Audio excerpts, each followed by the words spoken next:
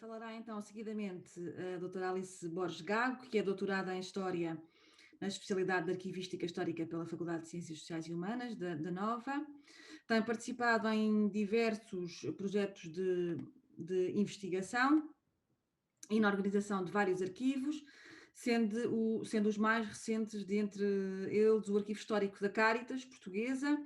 e o Arquivo da Província Portuguesa da Ordem Franciscana, precisamente em parceria com o nosso Centro de Estudos de História Religiosa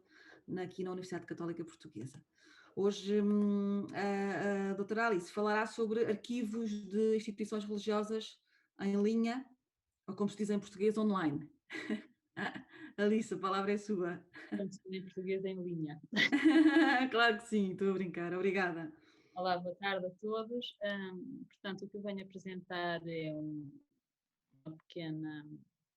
investigação sobre os arquivos existentes em linha, arquivos de várias instituições,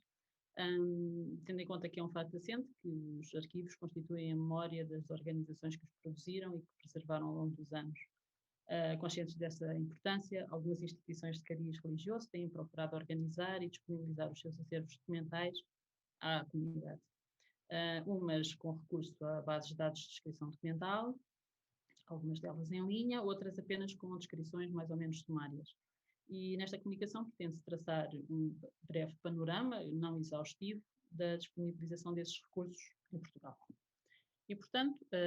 podemos encontrar sítios com descrição documental, portanto, arquivos que têm sítios com descrição documental, sítios sem descrição documental, sítios que se encontram em organização, sítios que disponibilizam os instrumentos de descrição documental, ou então alguns ainda que não têm a descrição documental normalizada. Sabemos também que existem fundos documentais depositados em arquivos nacionais, no caso da Torre do Tombo, distritais, municipais, repositórios, em portais, e depois ainda uma chamada de atenção para algumas aplicações de gestão documental mais recentes. Portanto, no que se refere a sítios com descrição documental, temos, por exemplo, arquivos que disponibilizam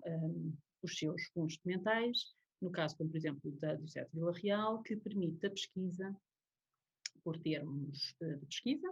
ou então podemos fazer as pesquisas através da árvore dos códigos de referência, que implica um conhecimento prévio dessa mesma organização, ou ainda por fundo documental que está encontrado e que está listado por ordem alfabética, no caso de associações, comissões fabriceiras, conferências vicentinas, a própria diocese, irmandades, juntas de paróquia, paróquias, só para citar alguns casos. Depois, dentro do fundo documental, abrindo o link, abre as secções, portanto, em que o fundo está descrito e está subdividido, e dentro destas as séries com descrição. No caso do arquivo de Diocese de Vila Real e no caso desta comissão fabriqueira, não estão associadas digitalizações. Um outro exemplo é o da Diocese de Lamego, que o fundo portanto, o arquivo tem descrição documental dos fundos à sua guarda, e entrando pelo site da Diocese no botão Arquivo Diocesano, temos acesso disponíveis aos inventários de espólios, assim como ao catálogo dos fundos de arquivo, do guia e o instrumento de consulta de informação do arquivo. Para acedermos à documentação, temos que voltar atrás, acima outra vez, ao botão Arquivo, que redireciona para o catálogo coletivo do mesmo nome da empresa que comercializa o programa, onde podemos então encontrar as descrições por fundos documentais, as respectivas séries e subséries, documento composto, etc. Portanto, aqui está um exemplo de uma pesquisa de uma paróquia de São Joaninho, portanto, os fundos, o arquivo paroquial da paróquia de São Joaninho, com a série dos livros de registro de batismos que têm associados o registro digital e pode ser consultado e lido em casa. Depois, outros sítios, com descrição documental, mas com uma outra forma de apresentação. A Igreja Lusitana utiliza o software Atom, que é gratuito e disponível na internet. E a pesquisa pode-se fazer por várias formas, portanto, quer em cima, em navegar, pesquisar, ou através do menu lateral das descrições arquivísticas, registro de autoridade, por funções, por assuntos, por objetos digitais, etc. Um outro arquivo, o arquivo da Igreja de Nossa Senhora do Loreto, portanto, o arquivo e a sua disponibilização resultou de um projeto intitulado 500 anos da história luso-italiana, o arquivo da Igreja dos Italianos Nossa Senhora do Loreto, em Lisboa, e que teve por objetivo tratar, inventariar e organizar a sua documentação, assim como digitalizar os documentos mais antigos e que estavam em pior estado de conservação, e colocá-los em linha de forma a garantir a sua difusão do espólio arquivístico. O projeto foi apresentado pela Fábrica da Igreja, em parceria com o Centro de Humanidades da Faculdade de Ciências Sociais e Humanas da Universidade Nova de Lisboa e a Universidade dos Açores, em 2014, e foi financiado pela Fundação Carlos Gulbenkian. Os fundos documentais encontram-se descritos quer no site próprio, pesquisando em guia, ou então através dos documentos digitalizados, que nos remete para, mais uma vez, uma plataforma Atom, que está alojada no servidor da Faculdade de Ciências Sociais e Humanas, onde podemos encontrar as associadas às digitalizações da documentação e a forma de pesquisa, tal como no outro caso, faz em cima, ou junto à palavra search, que no caso está em inglês, mas poderá também pôr-se em português, ou então no menu das séries que o constituem. O mesmo para a Misericórdia do Porto, que também utiliza o software Atom, e tal como os exemplos anteriores, permite navegar entre descrições entre os vários fundos à sua guarda, com descrições e algumas digitalizações associadas. Depois, sítios sem descrição documental. Portanto, encontramos, por exemplo, o Santuário de Fátima, cuja indicação de arquivo está, da página associada ao arquivo está na página do santuário. Portanto, o arquivo não tem sítio próprio e, portanto, só presencialmente é que podem ser consultados os fundos à sua guarda, mediante pedido. O mesmo acontece com a Misericórdia de Lisboa, que no site da Santa Casa tem apenas uma página associada ao arquivo, tem apenas a descrição das secções que constituem o fundo da Misericórdia, mas tem acesso às séries que os constituem ou a descrições mais pormenorizadas. E o mesmo acontece com a Misericórdia de Gaia,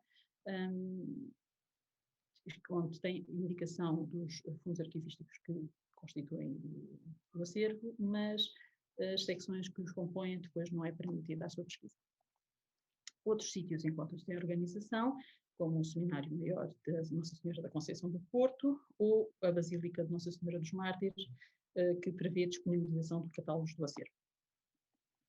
Ainda a Misericórdia de Santarém, na mesma situação, refere a existência de base de dados informatizada, mas não disponível ao público em linha. No entanto, o site menciona que, para dar resposta a eventuais solicitações de investigadores, está em curso a implementação de um projeto de digitalização que permite disponibilizar qualquer livro ou documento existente no arquivo em suporte, CD ou ficheiro PDF, e que permitirá a divulgação e utilização do seu acervo documental. Não se menciona se a base de dados é uma base de dados de descrição arquivística, tal como tem sido usado por outras instituições, ou se é de um outro formato, e assim como se as digitalizações vão estar associadas a essas descrições. Outros apresentam sítios com instrumentos de descrição documental, no caso da Misericórdia de Faro, é disponibilizado o instrumento de descrição documental do fundo do arquivo, mas sem possibilidades de pesquisa em linha. No caso, por exemplo, de Cascais, disponibilizam sim a quadro de classificação dos fundos, do fundo, das séries e de subséries que o constituem, com a indicação do número de unidades de instalação e de datas extremas, mas se consulta só presencial. No caso da Misericórdia de Aveiro, e o site, entretanto, sofreu uma reformulação, portanto, estavam publicados os guias de fundos, catálogos que podiam ser consultados presencialmente, e eram os ficheiros PDF. Podem ver-se algumas descrições dos fundos, das séries que constituem os fundos, num portal que é o InfoGestNet, pelo que terão usado o software que esta empresa comercializava, porque esta empresa disponibilizava em site próprio as descrições arquivísticas, Portanto, ou usam ou terão usado este software de descrição documental, e não sei se tem a descrição completa dos fundos à sua guarda, mas pelo menos uma parte é possível ser pesquisada. Depois existem sítios com disposição documental aparentemente não normalizada. Pelo menos no Santuário do Bom Jesus de Braga, há indicação que sim, que tem a documentação de arquivo, mas depois quando se abre o link, para além de estarem muito poucos documentos disponíveis e descrições arquivísticas disponíveis, porque o documento em si não está, não parece, de qualquer das formas, fazer indicação de fundo, de secção, de série, subséries. Sim, tem número de inventário, tem o autor, tem medidas, mas não aparece obedecer bem às normas de que mais comumente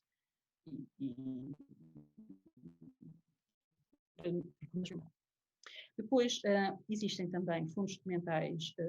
como já falámos, depositados em arquivos nacionais, distritais ou municipais, nomeadamente Torre do Dom,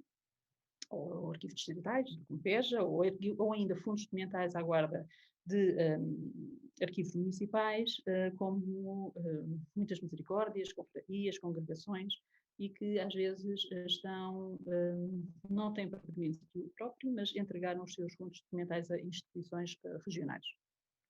Podemos ainda encontrar um outro tipo de arquivos relacionados com instituições religiosas, em repositórios, como por exemplo o Fundis, que são os Fundos Documentais de Instituições do Sul, criado em 2009 pelo CIDEUS, e no âmbito do seu programa científico se centra no sul de Portugal. É uma base de dados, portanto, o Fundis é uma base de dados que agrega referências de fontes documentais existentes em arquivos públicos ou religiosos, como por exemplo a Biblioteca Pública de Évora, mas também o Arquivo da Sé de Porto Alegre, e que são pertinentes para os estudos promovidos pelos grupos de investigação. Mas, portanto, só em pesquisar é que podemos depois ter acesso a uma página, onde podemos depois pesquisar por fundos e coleções, e só aí é que podemos ter noção de que fundos é que estão descritos. Depois, para além disso, existem pesquisas que se podem fazer em arquivos religiosos através de portais como o catálogo coletivo da empresa que fornece o software de arquivo, que tem apenas 2 arquivos aderentes, que é o da Diocese de Lamego, que já falámos há pouco, e também o da Santa Casa da Misericórdia de Viseu. Também a PAPIR, a plataforma de arquivos pessoais e instituições religiosas, que contém as bases de dados com descrição arquivística, à guarda de algumas instituições, cujas descrições de fundos são parciais, no caso do Arquivo Diocesano de Santarém, do Patriarcado de Lisboa e da Biblioteca Universitária João Paulo II, onde apenas o espólio de Rui Sinati é que está descrito, tendo depois outros acervos que se encontram à guarda do SER, nomeadamente espólios e coleções privadas, ou ainda arquivos com descrição total, no caso da Igreja Paroquial de Nossa Senhora da Encarnação, da Irmandade dos Clérigos do Porto, da Paróquia de São Nicolau e Santa Maria Madalena e do Santuário do Cristo Rei. Por fim, faço ainda uma chamada de atenção para as aplicações de gestão documental de secretaria e uso corrente, que são softwares que permitem o registro de atos de gestão corrente das paróquias e outras instituições e que constituem e poderão vir a constituir registros passíveis de arquivo. E chamo a atenção que há que prever futuras migrações desses dados para outros softwares, sob pena de serem perdidos.